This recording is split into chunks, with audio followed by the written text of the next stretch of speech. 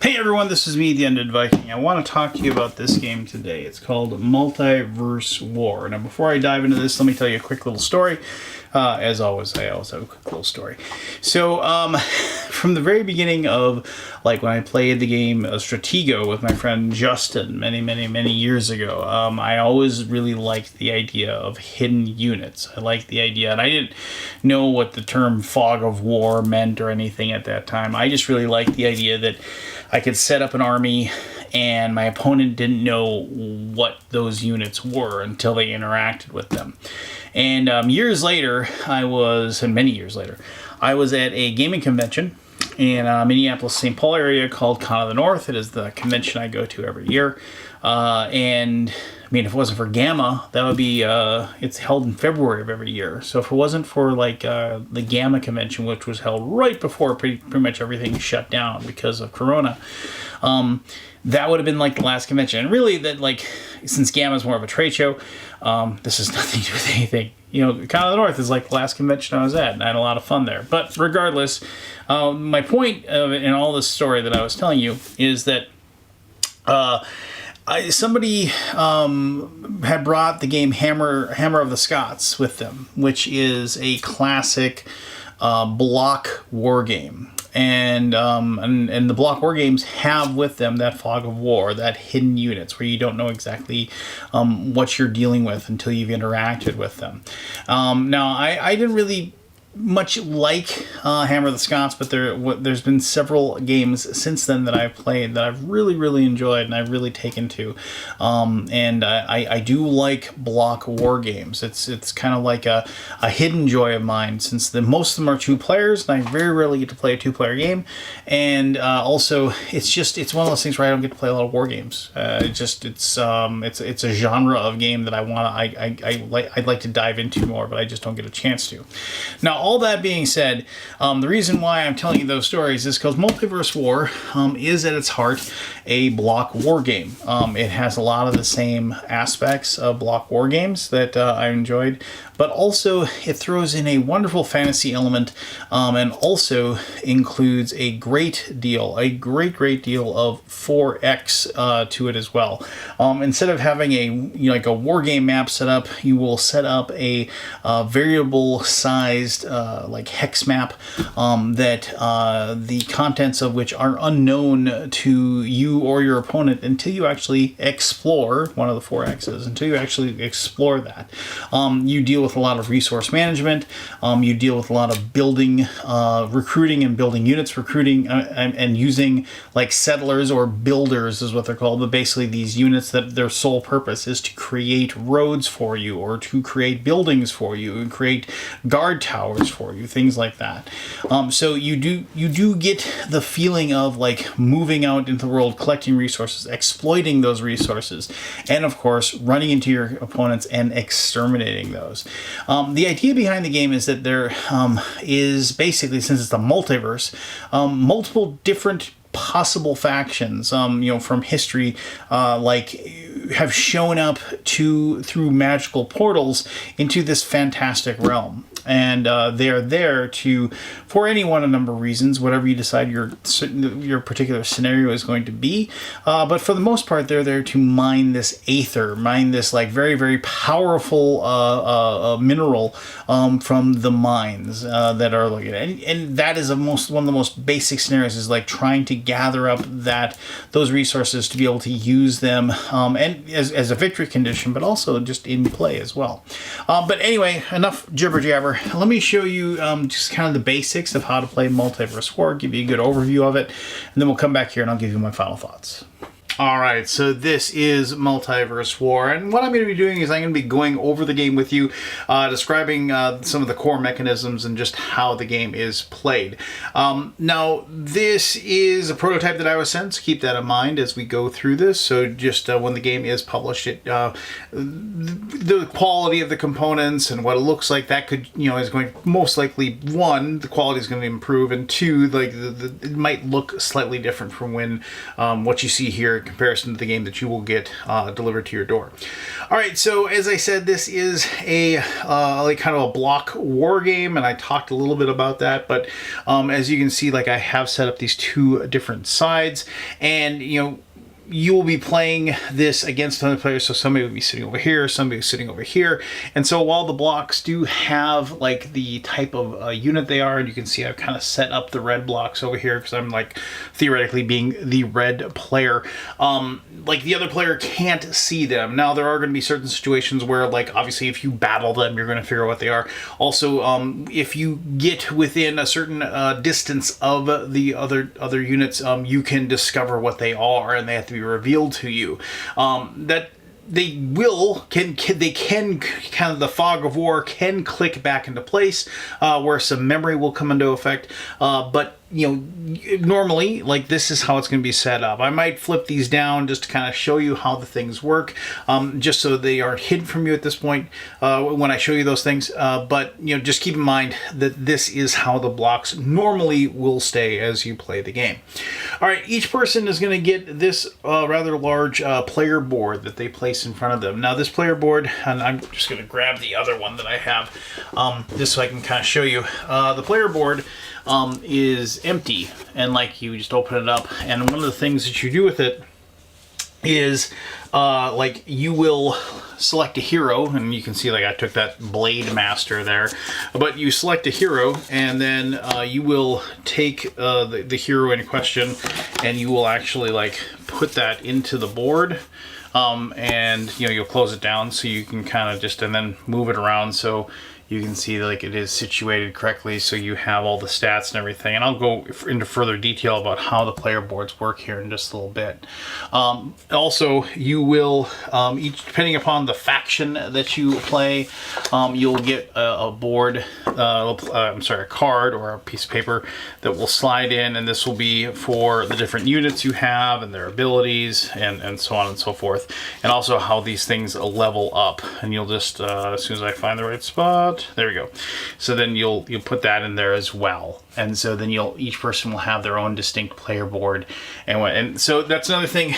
This game has a lot of interchangeable parts to it, meaning that like depending 2, 3, 4 player game, the different factions you can play, the different heroes you can play.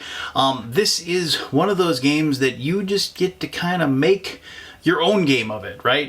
You can play it how you want. There are scenarios that will come with the game, but there is nothing stopping you from just throwing those out the window and playing it however the heck you want. All right, so you might have noticed that there are these red cubes on this board. The red cubes are just trackers, and you will move things. Like this is like a gold tracker up here, and so as you gain gold and spend gold, you'll move this cube on that tracker. These are like the different stats of the units that the hero that you have. Each one you can kind of set the heroes up also however the heck you want. You don't have to make them in a certain way or have them have like certain stats. The game does give you suggestions as to what they are. They have little asterisks by those, but there are rules for setting up the heroes however you want with whatever stats you want. However, once they are set into place, the heroes actually do level up. This will keep track of their level here, and then you will use a 6-sided die to keep track of the experience points that your hero has. To like get to level 2, they need 2 experience. To get to level 3, they need 3 experience, and so on and so forth. And you'll just keep track of that with the die next to it. They get experience with each thing that they kill. Your units actually will improve over time as well with the units that they kill as well. And then as you get to level up, you will gain access to different abilities, which are located here. There is a master ability that your heroes can get if they get all the way up to level 6. And they're also able to increase their stats, so they don't have to stay with a certain number of action points or a certain number of health points or things like that. So they will level up, and you can kind of make them however you want as it goes. The same thing goes for the units. Each faction will have its own unit card, like I said. Those unit cards also, you'll get these cards as well. These are the combat cards. I'll talk about these more here in just a little bit when I show you combat. But as you level up, so if you have like a certain type of unit that is like say your cavalry unit, and it's involved in it wins a battle, you will level these up as well, up this, and they will become more and more elite units. And there are like they gain health points or they gain action points as they level. So that's kind of one of these things too, where it's like it's all of the units. It isn't like there's a specific cavalry unit that gets to be leveled up because they've been involved in a lot of successful battles. It's like all of the cavalry units you have, even if like you have or footman units or archer units or what have you. Even if they are destroyed, the ones that you recruit and create later will continue to be of a higher level. So a very, very good strategy in the game is, if you want to be like somebody who just focuses on archers, you make a lot of archers and you get them out there, because they're going to be involved in more combats, and the more combats they're involved with, the more kills they're going to get, and the more kills you get, those archers are going to get better and better and better. Now you can't just choose one unit, because there's lots of different things. Different units have different strengths and capabilities and what have you, and I'll talk about that here in a little bit. But just keep in mind that you maybe don't want to just have like one of each type of unit or something. You might want to specialize a little bit here and there. You are also going to get these cards that are going to represent the different units, and they're going to have like the costs of them. They're going to tell you what dice, what type of unit they are, which will allow you to figure out like how when it comes to combat, and then combat against a certain type of a target in a certain type of terrain, how many of your combat dice you're going to get to roll. And once again, once I get to combat, I'll talk more in depth about that. But there are several of these. There's also these cards that'll have the different types of buildings you can run. As I said, this is a slightly kind of 4X experience. You are going to expand out into territory, and as you make these larger and larger maps, that will be a more and more epic experience for you. So like this is like a very small map, as I said, but as you get to like 4 players, or you could even play a 2-player game. Remember what I said about you can play this game kind of however you want. You play a 2-player game with a giant map, and that would allow you both to kind of just expand and explore and create, and give you a little bit of time just to kind of see what the world had to offer before you actually go at it and start battling it out. And like you will be building up guard towers and these roads that you'll be placing on the board, and so on and so forth, to continue that forward. I'm kind of, like I said, I'm just kind of going over a lot of the different parts of the game, and I want to just take a special notice of these little scrolls here. Each one of them has on them a certain specified number of like victory conditions. So when you play this game, you could play with, hey, just like when you're playing a Civ game on the computer, you can say, hey, there's multiple ways you can win this particular game. Or you could say, there's only 2 ways to win this game. Or you could say, the only way you can win this game is if you destroy the other player's castle, or something like that, which are all victory conditions. And some of the victory conditions are on these scrolls. And like this scroll says, kill 8 units with melee specialists, have 3 siege workshops, have 8 aether stones, which are, there's these aether mines, which I talked about very, very briefly in the introduction, that if you can collect and get enough aether stones to win. So these can be part of your strategies that you will have to play the game. And again, this once again speaks to the whole idea that you can feel free to just play this game however you want and make the game your own. All right, so one other thing before I kind of dive a little bit into the gameplay here, I want to mention that each one of the factions, they'll have a lot of units that are exactly the same. Like an archer is an archer, but they also will have specialized units that only they get access to. And then to get those specialized units, so on here, it might be a little bit difficult to see, but there are like your tier 1 units here, and then there's your tier 2 units there. And in order to like unlock those tier 1, or to get to like the tier 2 units and what have you, you have to like build certain buildings to like unlock those things. Once again, that is like here, it's like, like here, like a siege workshop, like can recruit any unlocked siege weapon, unlocks age 2 units, things like that. So if you create buildings, you do it, and that kind of once again lends to the civilization aspect of the game. As you're playing, you'll actually build and grow as the game progresses. All right, so the way the game works, it definitely is a like you go, I go type of situation where one person will take their turn, then the other person will take their turn. At the beginning of your turn, depending upon the number of like your castles that you have, other buildings you have, villages, things like that, the things that will give you income, you'll collect a certain number of gold depending upon those buildings. In the beginning, you'll do that. And then you'll be able to spend that gold to recruit units if you so desire.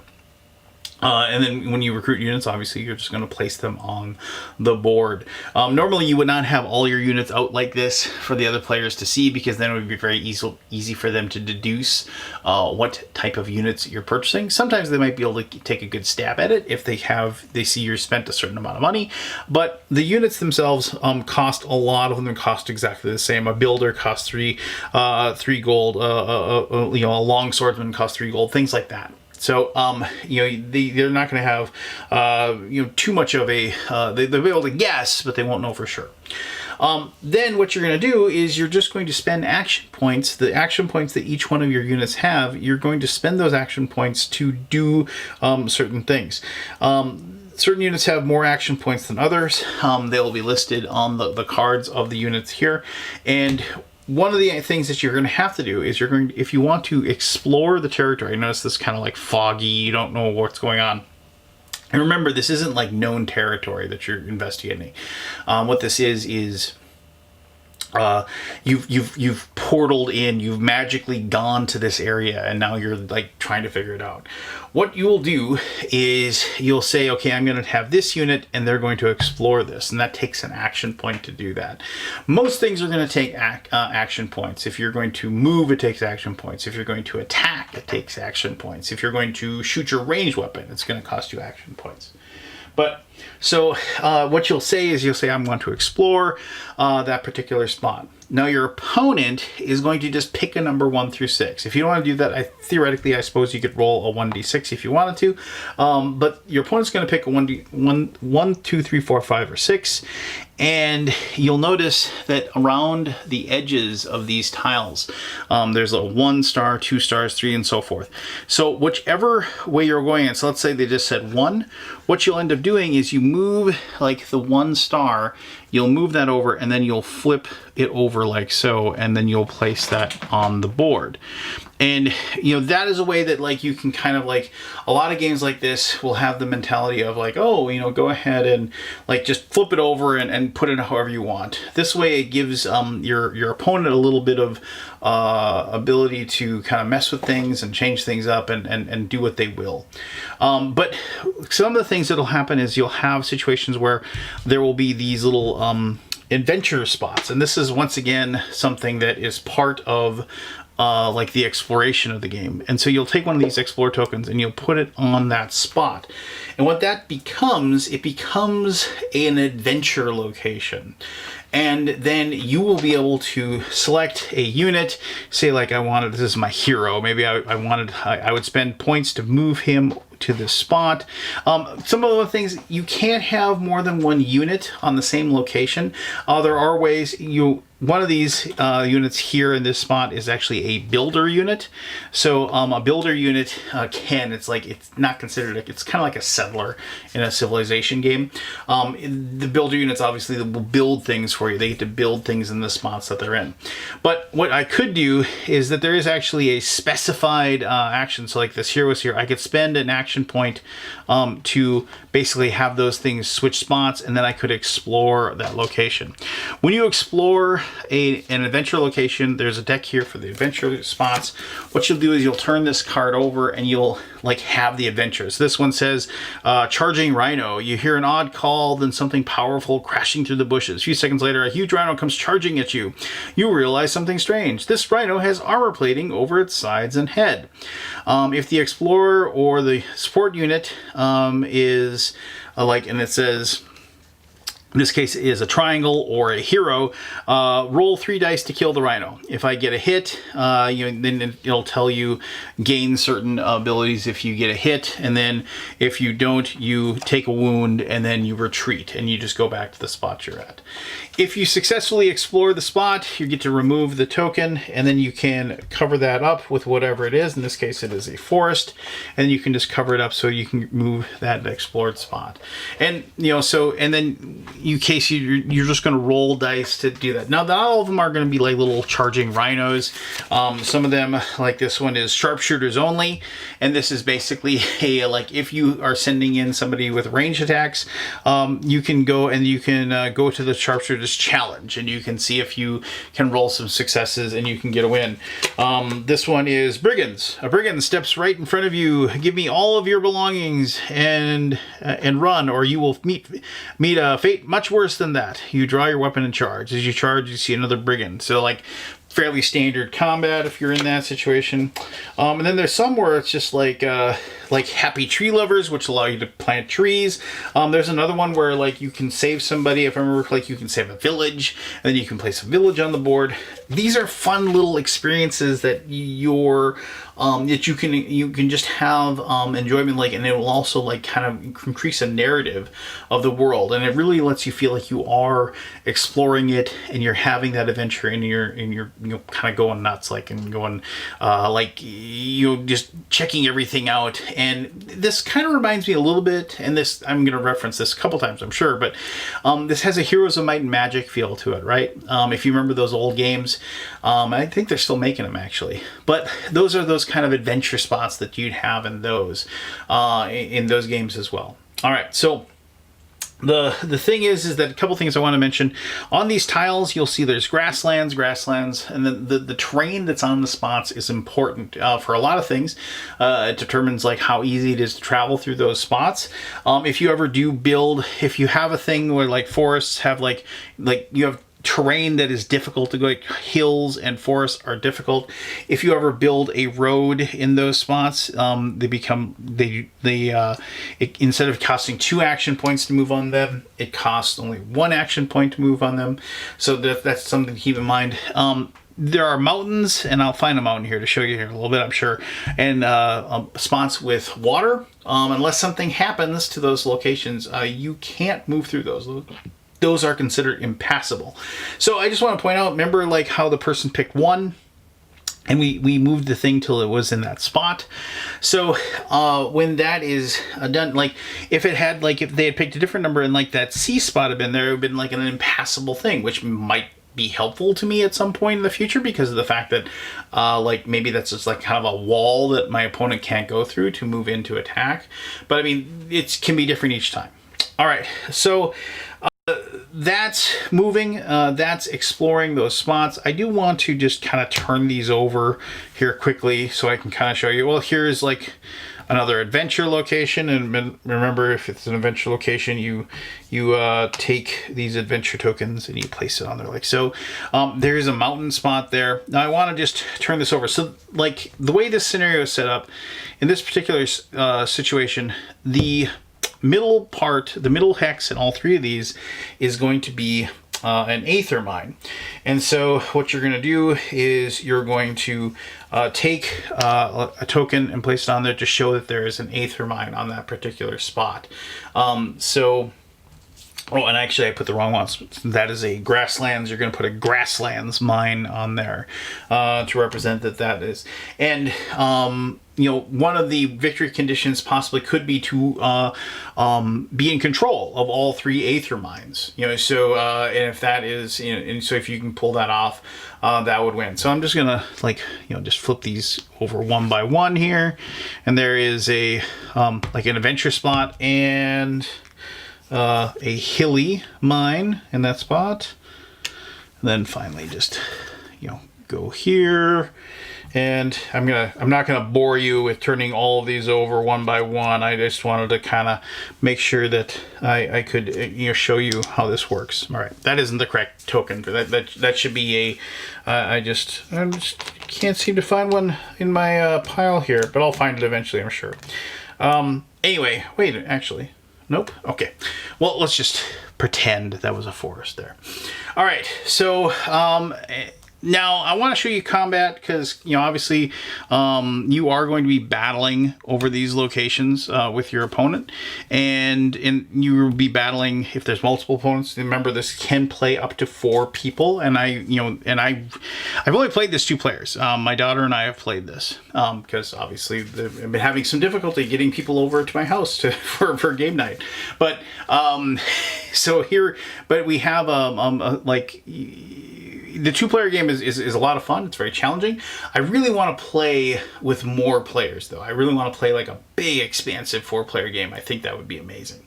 But I just want to show you like how combat works and how line of sight works. Oh, I want to also talk about building too. I apologize. So when you have your builder out on the board, you can't build any.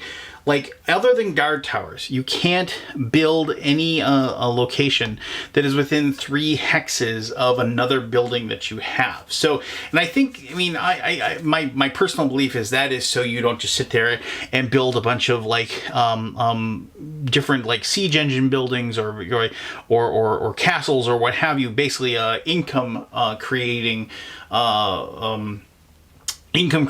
buildings like close to home, that so like you have to go out and build them, so you might run into problem, like it's tougher to protect them, right, if as long as it forces you, and also it kind of like prevents you from taking on a turtling aspect to the game as well. So when you move the builder out, you'll pay the cost associated with whatever building you're going to make, and then you'll just place a token, like that's a guard tower. You'll just place a token on that particular spot. Buildings can give you lots of different advantages, and also give you income, as I said, like guard towers.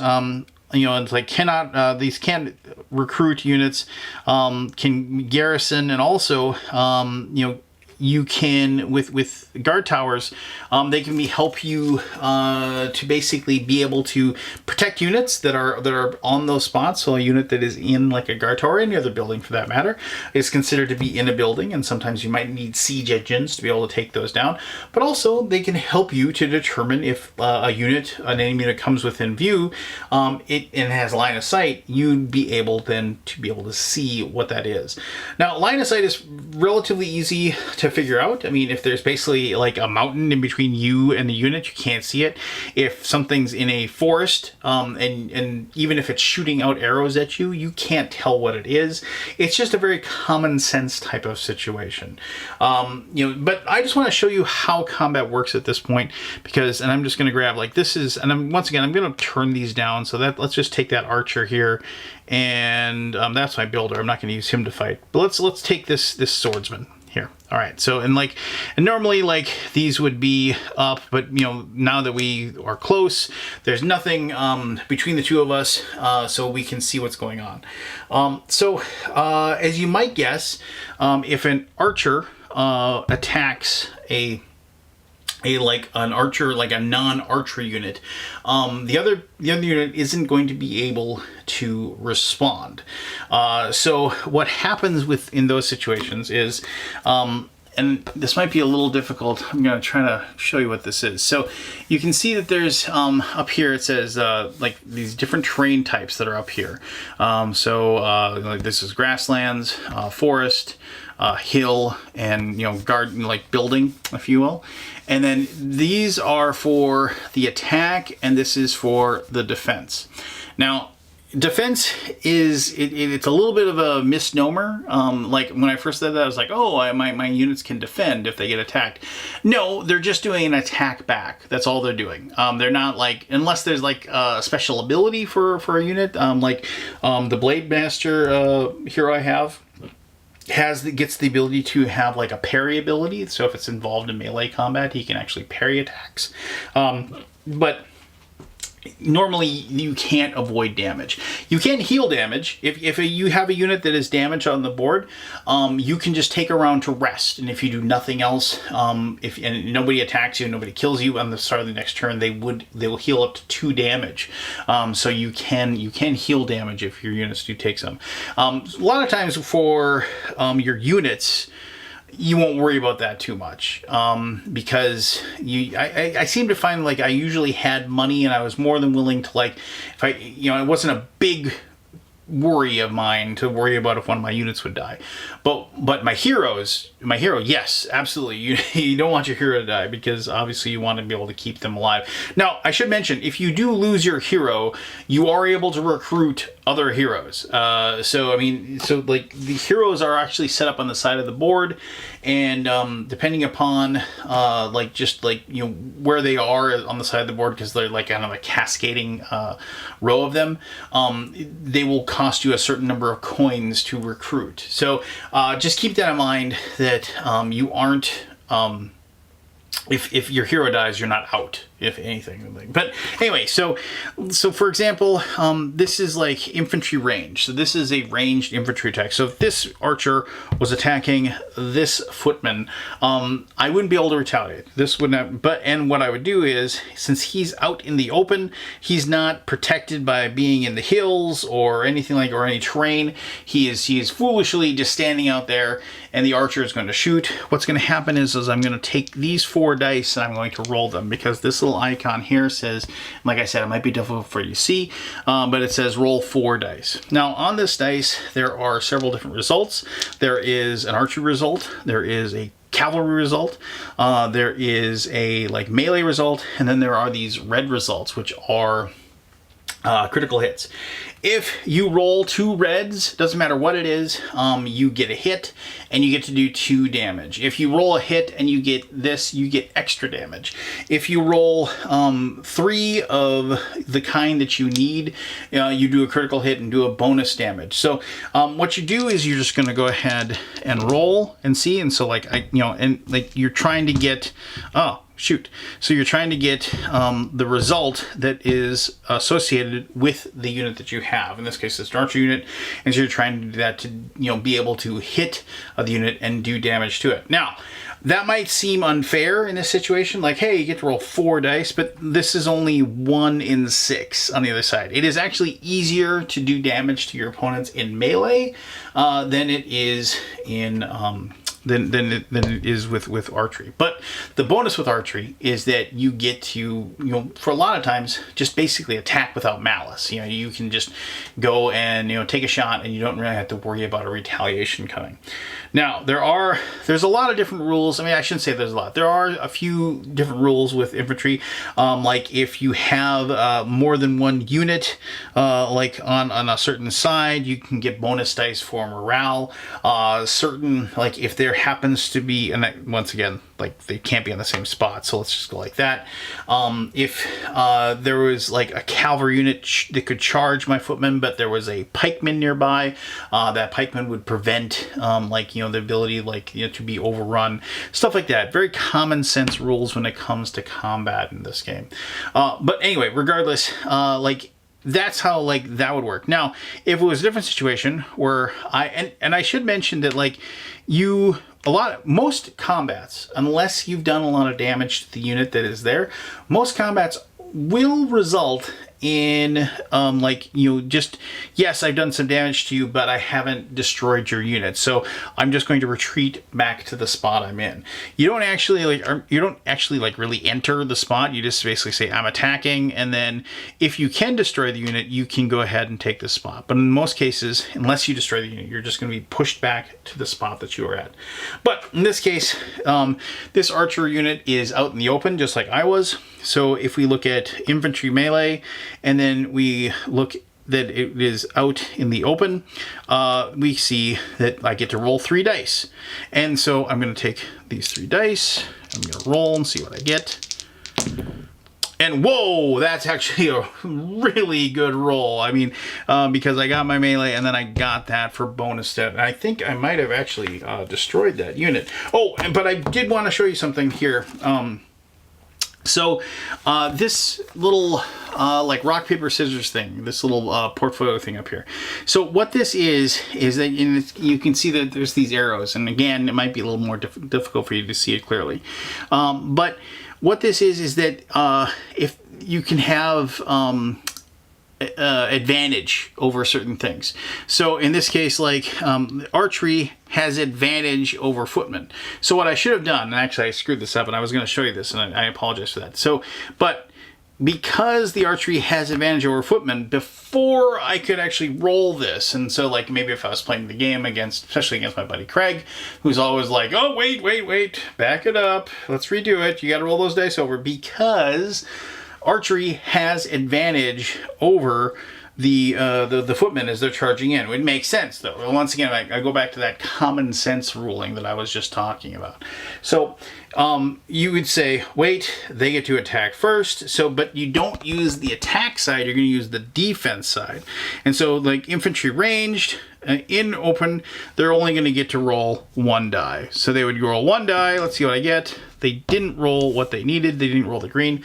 So that, but then again, like I said, like boom, if I got in that roll, I do believe, if I remember correctly, for the health level, then, you know, like if I would destroy that unit, boom, I'd take that out, I'd be able to take over that spot, and then remember, maybe that's the first time I've had that kill, I would be able to go ahead and boom, place my cube, and like hopefully, and like let's say I had already done some kills before, and then I'd get to go up one here, and now because I reached that heart level with my footmen, my like the long swordsmen or the melee fighters I basically have, now they got an extra health, and so they become a more hardy unit, and I want to make sure that I get more of them out there. Combat is not a, you know, I roll, then you roll, then I roll, then you roll, until it isn't a fight to the death. Combats will happen a lot like that. And a lot of times you will have combats where you will want to follow up. Like, you know, like, so like if this, so going back to that example, let's say that was situation there to those two units. And like I also had, I think I had a, like, you know, and my hero was in this location. So like if I really wanted to take that out, maybe it was a tougher unit. Actually, those units are over there, but let's just say they had a higher tier level unit.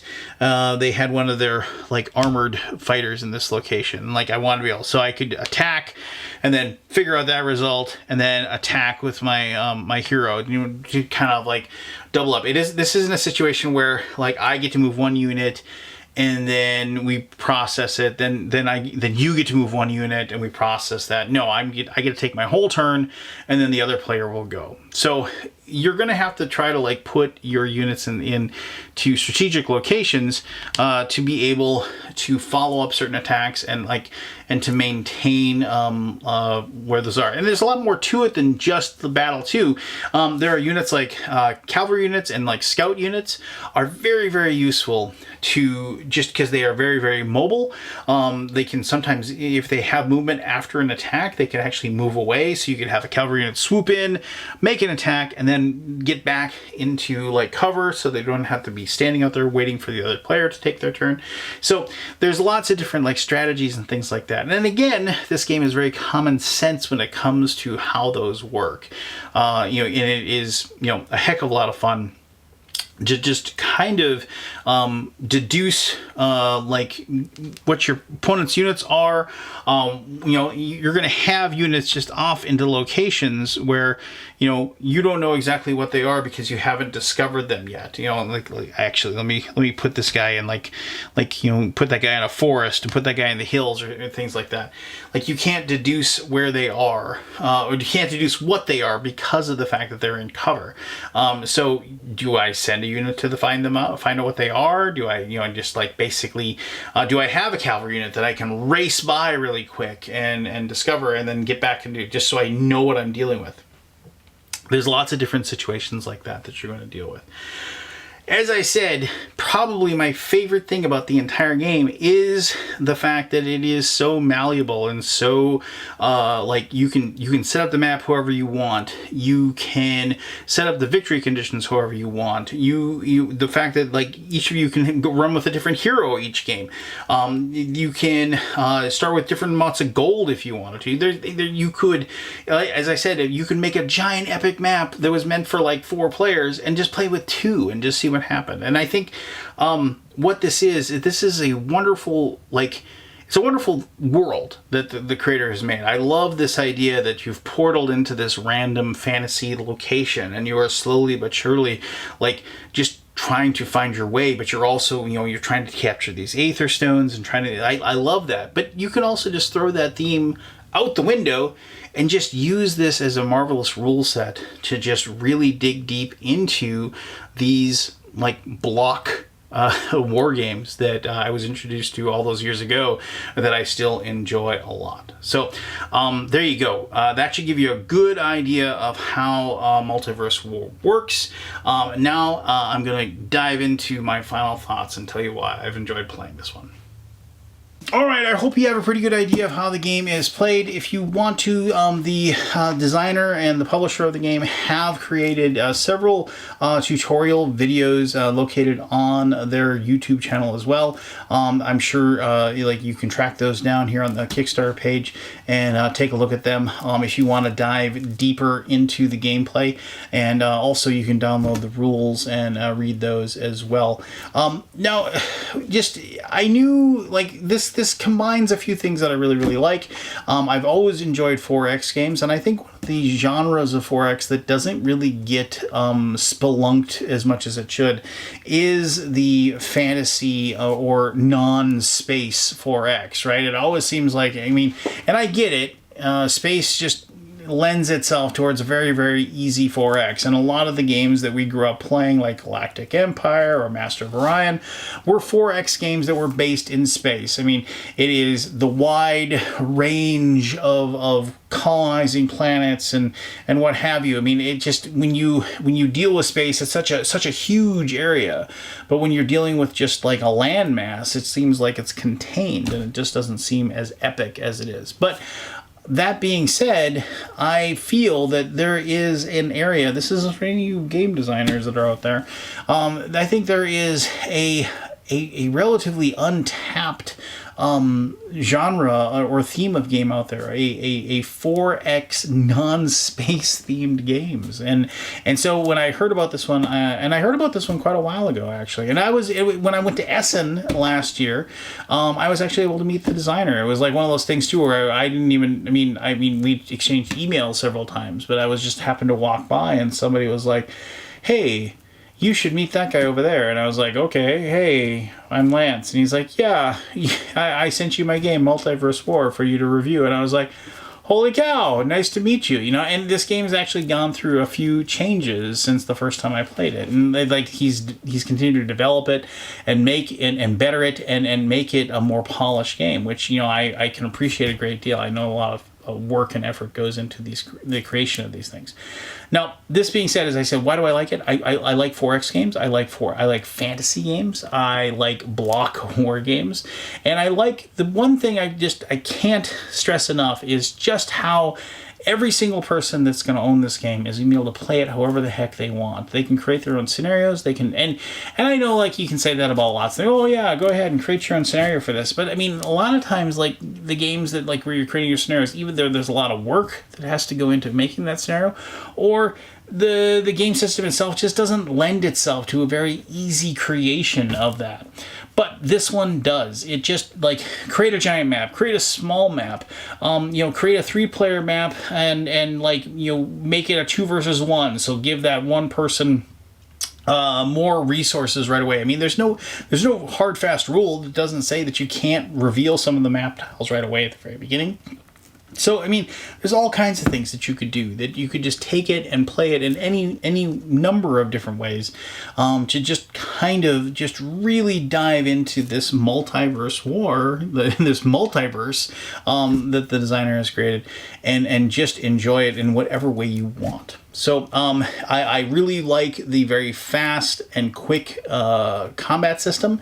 It doesn't overstay its welcome. I know I've played lots of games where it's like you're just rolling buckets of dice over and over and over again until that grueling battle to the death is finally over with.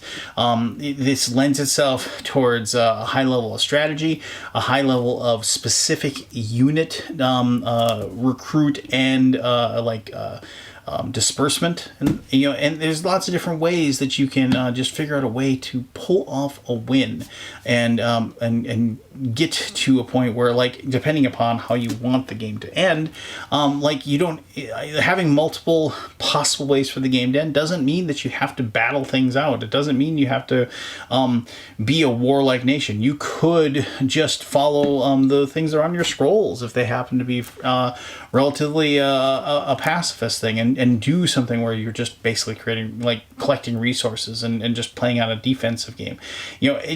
The multiple plays I've had of the game have just been so much fun and different every single time that I played that I know that I'm going to back this as soon as it is available, and I know for a fact that it is definitely something that I think if you like if you like 4X games, I think you're going to want to check it out.